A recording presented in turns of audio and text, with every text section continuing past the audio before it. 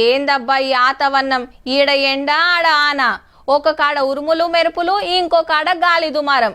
పంటలకు నష్టమైతుందని రైతులు రంది పడుతుంటే ఈ ఎండలకు ఓషపడతలేదని పబ్లిక్ గోసపడతాన్రు. ఏ కాలంలో ఆ కాలం కావాలి గాని గిదేంద్ర నాయన, ఇయ్యాల కూడా ఆడాడ ఆనలు పడ్డే గాని ఎక్కువ తిప్పలైంది మాత్రం ఈ ఎండలకేనబ్బా. ఎండలు ఎట్లున్నాయంటే నెత్తి మీద నిప్పుల తట్ట పెట్టుకున్నట్టు ఒగగొట్టుడు కాదు మరి, ఆఖరికి చెప్పులు సుతగాలబట్టే. ఎండలకు ఎటు ఒషవడక తల్లడం మల్లడం అయితాన్రుల్లా పబ్లిక్ అంతా. ఎప్పుడు నీడ పట్టుకోదమా అని దేవులాడుతాన్రు. ఇంత పొద్దెక్కుడే ఆల్చం ఇయ్యరమయ్యర జోపుతాంది మళ్ళా. పట్నం పబ్లిక్ అయితే రామగోసున్నదబ్బా.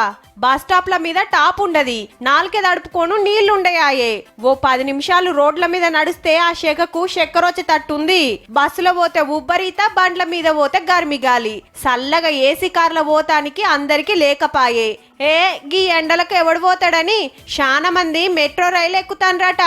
అదైతే జప్పున పోతది, లోపట సల్లసల్లగా ఉంటది. దిగినాక మళ్ళా గదే తిప్పల. అది ఏరే ముచ్చటనుకోండ్రి.